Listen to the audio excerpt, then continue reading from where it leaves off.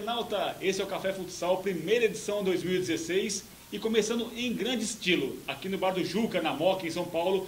E o convidado de hoje tem 40 anos de carreira, muitos discos gravados, produzidos e muita música escrita, coisa boa e coisa fina. O convidado de hoje, Bozo Barretti, fez parte da primeira formação do Capital Inicial lá atrás, há 30 anos, né, Bozo? Como começou a sua carreira até você chegar no Capital Inicial? Bom, a minha carreira começou em 75 com uma banda que eu tinha de rock progressivo, que é uma coisa tão execrada hoje em dia, mas que era uma onda na época, né? Chamava-se Mitra. Nós fizemos um festival aqui no Brasil que era considerado assim o Woodstock brasileiro, né? Chamava Iacanga, acho que a cidade era Iacanga, o Festival de Águas Claras, ou vice-versa. Foi um festival que teve mais 2 edições, acho que em 82, que aí já foi uma galera assim de peso, tipo João Gilberto, esse tipo de coisa. Mas em 75 era só rock, era um festival de 3 dias lá, Woodstock mesmo, numa fazenda, todo mundo ali jogado, largado ali na grama, assistindo o show. E eu participei com essa minha banda que se chamava Mitra. E aí, depois, na sequência, né, em 79, 80, conheci o Arrigo Barnabé. Que tinha uma banda na época, né? Tava começando também. O Arrigo, assim, a gente se conheceu. Eu sou formado pela USP, eu sou um músico formado, sou bacharel em composição erudita. Letrado mesmo, né? Apesar de ser roqueiro.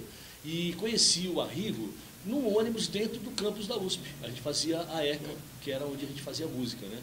E, na realidade, o nosso encontro é que resultou a primeira banda do Arrigo, que chamava Sabor de Veneno.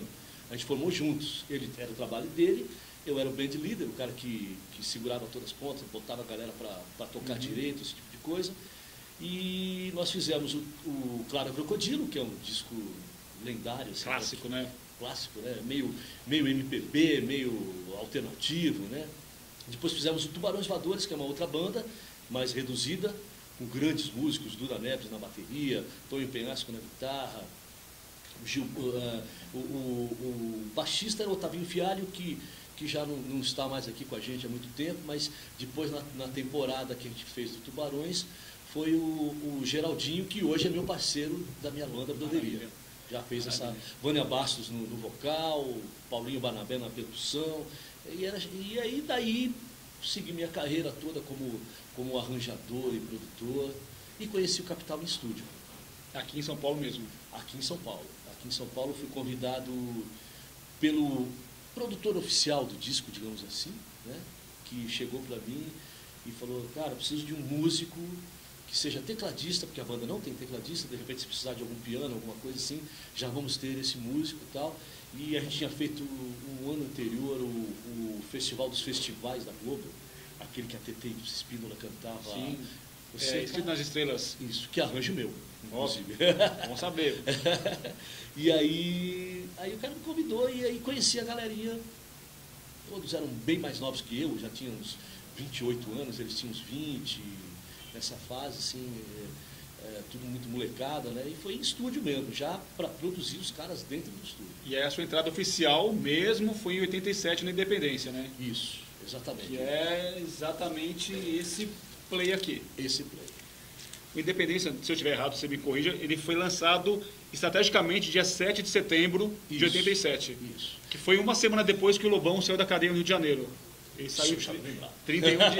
Eu sei porque é meu aniversário, né? 31 de agosto, aí a gente acaba memorizando isso.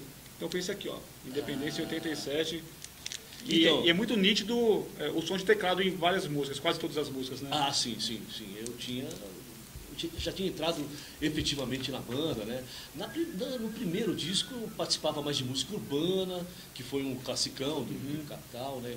Toca até hoje. Toca até hoje, né? Fátima, que tinha uma introdução de piano que ficou marcante na época, a galera de rádio gostava muito. Letra do Renato. Letra do Renato. Música urbana também. Sim. Música urbana é Renato e Flávio Lemos. E eu acho que Fátima também. Música urbana talvez tenha o Pretórios. Eu creio que sim. Eu acho que são 3, se eu não me engano. Ou estou enganado se o Flávio é só do Fátima, mas era isso daí. E nesses daí eu participei mais, como tecladista, fiz uma outra coisinha, uns arranjos de sopros, que ficaram característicos também do Capital naquela fase, né? E no segundo já estava mesmo, então... Introduzido, né? Aí o processo da composição todo, apesar de ter resgatado algumas músicas que estavam meio que quase acabadas, que eles tinham deixado no repertório, né? A gente começou a repensar todas as músicas e o processo de composição incluiu o teclado. Né? E de tudo que você escreveu, o que você ouve mais, as suas favoritas? Eu tenho aqui a minha top 4 das minhas favoritas. Vamos ver se bate. De Capital. De Capital. Bom, eu começo com Fogo. Fogo. Tá? Todas as Noites. Acho que é a minha segunda predileta. Uhum. Tem uma história muito marcante de Todas as Noites dentro da banda. Tem uma música que não é muito assim, chamava-se A Portas Fechadas, que é do terceiro disco. Ela é totalmente outside, assim. E uma que você só quer coisas que eu escrevi, ou porque eu tenho pode ser você que manda. Porque eu tenho uma música que eu gostaria de ter feito, que é Leve de Desespero. Essa é sensacional. Essa é uma música que eu, como autor, gostaria de ter sido compositor. Aqui, ó, minha... Mas não sou. Todas as Noites, Independência, Belos e Malditos, Fogos e Autoridades. Belos e Malditos. A gente já regravou. Essa música é sensacional. Também. E está agora nesse trabalho novo deles no acústico em Nova York, né? Exatamente. Inclusive, na Broderia, né, minha banda atual, nós temos um EP gravado anteriormente que tinha Belos e Malditos. Mas como eles regravaram, a gente achou por bem não incluir no CD. Para não chocar mesmo, para não ter duas coisas. Mas nós temos uma gravação do Belos Malditos totalmente diferente, com banda mesmo, com pegada. E antes da gente falar de broderia, como que era viver de música naquela época? Era coisa de guerreiro mesmo? Era, mas eu sou um cara que eu me sinto meio privilegiado. Porque muito cedo, com o advento da Sabor de Veneno, né, do Arrigo Barnabé, a gente ficou assim como malditos e ao mesmo tempo cultuados assim como geninhos, porque ninguém acreditava que a gente pudesse fazer aquele som no Brasil, que tinha, né, o rock já assim quase meio incipiente, assim, chegando, né, que era derivado da MPB, e a gente veio com uma coisa totalmente fora, né, de qualquer estrutura, né, que era mais baseada em música de vanguarda clássica do que qualquer outra coisa, né.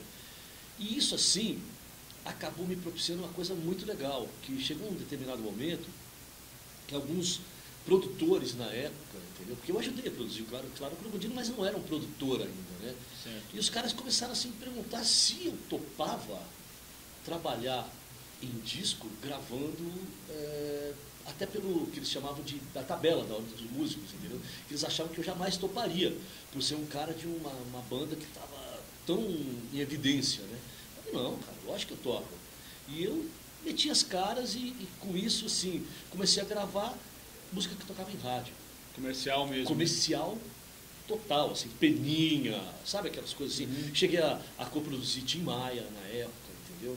Então, assim, o que aconteceu?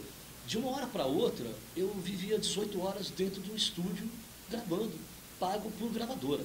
Pô, era tudo que um músico gostaria de... Um sonho de consumo.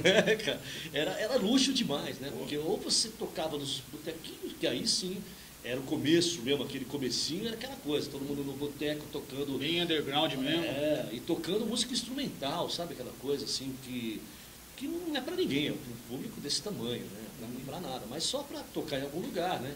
Mas aí, de repente, a coisa virou de uma maneira que eu digo, eu me sinto super privilegiado, né? Por ter participado de um negócio que deu tanta evidência, eu acabei participando disso. E paralelamente, talvez até um pouquinho antes, eu tive um grande amigo, o Otávio Basso, que era um cara que só gravava com os mais bregas que você puder imaginar. Sim. E ele me pegou assim, muito molecão. Fernando Mendes, essa linha aí. Exatamente, você matou um deles, entendeu? João Viola, uns caras que eu nem me lembro mais o nome, entendeu? Bartol Galeno. Esse eu não cheguei a gravar, mas era gente desse naipe.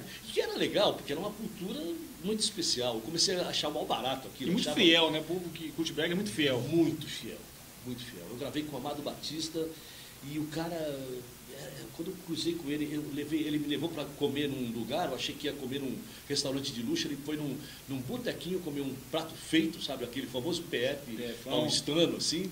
E a galera do bar, quando viu ele entrar, não acreditava, né? O cara que vendia milhões de cópias entrando para comer um PF no balcão, né? Eles são assim.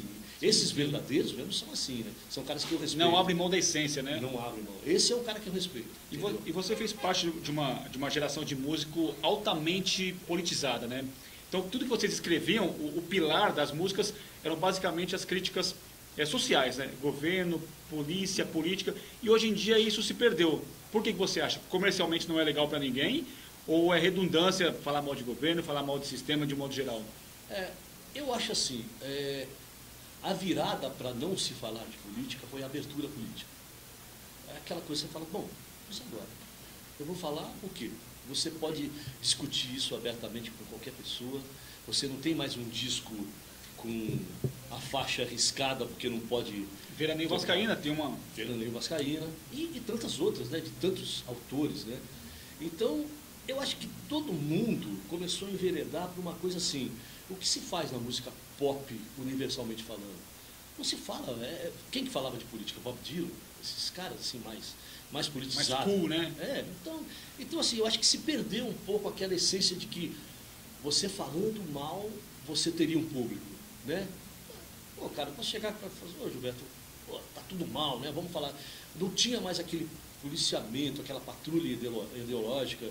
Eu fui o cara que participei, né, nos anos 70, daquelas coisas de ir para a rua, para movimento, né? Que os caras jogavam uma coisa para marcar a sua camiseta, para te pegar, para te levar preso, entendeu? Eles jogavam um negócio que ficava vermelho, entendeu? Um vermelho, uma alusão ao comunismo, né, entendeu?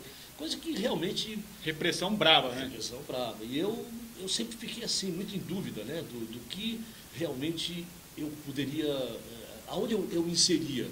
Porque eu não gostava da Libelu, que acabou até gerando o PT, eles eram muito tiranos, muito ditatoriais também, e ao mesmo tempo não gostava da direita, né? Então eu ficava num sufoco, mas ia buscar lutar contra a ditadura, isso todo mundo ia, né? Então, quando acabou isso, passou a ser uma coisa assim, bom, mas para quê? Né? Eu vou escrever o quê agora? Né? Vai falar de amor. Vamos falar de amor. Né? E o Capital, eu acho que foi um dos pioneiros a assumir essa bronca de falar, e fomos muito criticados por isso. Os Titãs também seguiram essa linha, né? Eles eu acho que muito, um pouquinho depois. Depois do acústico que eles lançaram em 98, aí começou a aparecer um novo Titãs para a mídia. Isso. Então aí eu acho que todo mundo começa mais a pensar nas críticas sociais, né? Nas coisas assim, falar mais do que você vive, o seu dia a dia, né? O que é legal, o que não é legal. Se bem que o rap ainda segue essa linha, né? Porque eles vivem isso diariamente. Eles tomam porrada, né? Grande parte deles vem dessa coisa de tomar muita porrada. E por outro lado não acaba sendo algo comercial, né? Não se ouve em rádio como se ouve o pop rock. Sim. Mas também onde se ouve pop rock também? Hoje em dia é complicado. Né? A internet é uma vilã também, né? Sim, eu acho que aí tudo se entrou um pouquinho mais, se acomodou um pouquinho melhor com o advento da internet, né? Nos anos 90 ali começou essa virada. E você deixou o Capital por volta de 93, exatamente. 92. 92? 92. E de lá para cá, o que você fez da vida até chegar aqui, na broderia? Bom, eu passei vários anos na publicidade, com um grande parceiro, o Sá Guarabira. Sim. A gente tinha um estúdio, eu acabei entrando no estúdio como um dos contratados, e acabei me tornando sócio de um estúdio bem famoso aqui em São Paulo, chamava-se Vice-Versa. Hoje é o estúdio da Trama, da gravadora Trama. A gente depois arrendou o estúdio e acabamos vendendo o estúdio para ele, né? Passei uns bons 8 anos, acho assim. Na virada de 2000, eu acabei voltando para o disco, a fazer aquilo que eu fazia antes do Capital. Aí o que estava em alta, né, no mercado era o sertanejo.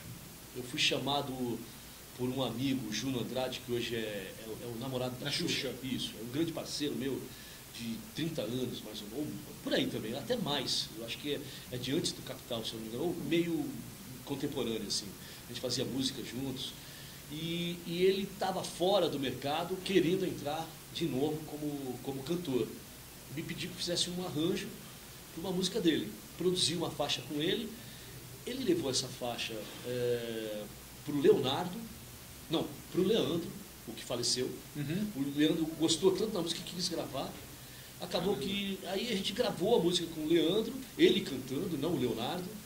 E a partir daí, o produtor César Augusto, que produzia todas essas coisas. Chegou a ter uma dupla, né? O César e César. César e César, exatamente. Que eu gravei até com eles. Oh, que maravilha. Gravei com eles. E aí ele começou a falar, pô, Rosão, a gente já se esbarrou na vida e nunca trabalhamos. Ele falou, cara, eu tenho tudo de bom e do melhor para você. Todos os melhores músicos. O que você quiser, corta, tudo. Eu falei, pô. Aí começou a me mostrar o trabalho deles, porque era uma coisa... o sertanejo era uma coisa muito séria, se tratando de produção, né? Tudo que se fazia era com os melhores músicos que tinha em São Paulo, dos melhores do Brasil, né? Aí comecei a gravar com eles e passei uns 8, 10 anos também trabalhando muito duro nisso. Agora, em 2010, mais ou menos, eu comecei a sonhar com esse projeto, o projeto da Broderia. Para quem não sabe, o Broderia está envolvido também o Murilo. Murilo Lima, que foi cantor do Capital. Na saída do Dinho no Na Preto. saída do Dinho, deve ser em 94, alguma coisa, né? E ele ficou até 98, mais ou menos, 99. Ele ficou um ano antes de lançarem o Atrás dos Olhos, que foi em 99. 99. Você sabe mais que eu. Um pouquinho. Então, a volta desse Capital, né, foi onde ele saiu de novo, né? E aí eu comecei essa busca, cara. Comecei a sair um pouquinho da cena, porque eu falei, não, eu quero voltar para o palco, eu quero retomar essa coisa. Comecei a compor. Desesperadamente. É insano, cara, é insano. Quase todo dia sai uma música nova. Porque eu acho assim que é uma lei do que a gente fala da dialética. Quantidade gera qualidade, entendeu? Pois é. Então, assim, eu tenho que buscar muitas músicas. Foi um aprendizado com o Capital também. O Eletricidade, que foi o último disco que eu fiz, a gente compôs mais de 40 músicas para fazer o disco. Para fazer a triagem depois. Para fazer a triagem. Por isso que eu acho até, na minha opinião, que a Eletricidade é um dos melhores discos do Capital. Assim. Eu acho que não foi explorado o que poderia ser explorado, porque saio eu e pouco depois sai o Dinho, entendeu? Quebrou a estrutura de tudo, né? Que nós éramos os caras que compunham mais. A espinha dorsal, na verdade. A gente carregava aquilo lá com força para tentar fazer a coisa virar, né? Bom, o papo é legal pra caramba, mas como o nosso foco é futsal e tá acabando aqui o bate-papo, você tentou ser jogador de futebol, teve algumas complicações aí de joelho e tudo mais, mas alguém da sua família joga futsal, né? Sim, a minha filha mais nova. Olha que barato. Qual é o nome da filha? É Juliana. Juliana. Ela tem um nome meio artístico chamado Julai Barretti, né? Ela é louca pro futebol de salão, começou há uns 3 anos, mais ou menos, está evoluindo, já está fazendo gol agora. Que é o que vale, é o que vale. É o que vale. Ela joga muito com a ex-esposa do Ronaldo, a Milene ou Milena? Milene Domingos. Milene, né? A Milene joga, de vez em quando até o garoto vem também, né, para jogar. O Ronald, exatamente. E jogam, cara. Toda segunda elas jogam e às vezes de terça também. Louca por futebol de salão, ama futebol, corintiana, né? E seu time também? Não, o meu é o seu sobrenome, eu sou Santos. Como o Murilo também, Santista, da Baixada, né? Da Baixada, né? Bom, falando aqui em Broderia, pra gente encerrar, Bozo, quem quiser contratar, fala com quem, tem algum site, como que funciona essa parte de contatos aí para shows? Então, o nosso site é www.broderia.com.br. Broderia com TH? Com TH, como se fosse o brother, né, do inglês, com IA no final. Que é um brother com confraria, uma coisa do tipo assim, entendeu? É uma mistura dessas duas palavras. E quem quiser entrar no www.broderia.com.br, lá tem todas as informações. Nós estamos em todas as plataformas digitais. Temos o nosso CD e está indo para a loja esse mês ainda. Que maravilha. Fica a dica aí. Tem coisa legal aí, tem coisa boa. Rosão, obrigado, prazer falar contigo. Prazer foi de verdade. Grande prazer. As portas estão abertas. Quando quiser aparecer, tamo junto aí. Valeu. Valeu? Obrigadão. Obrigado, Douglas, Haroldo. Valeu, é isso aí. Valeu, gente.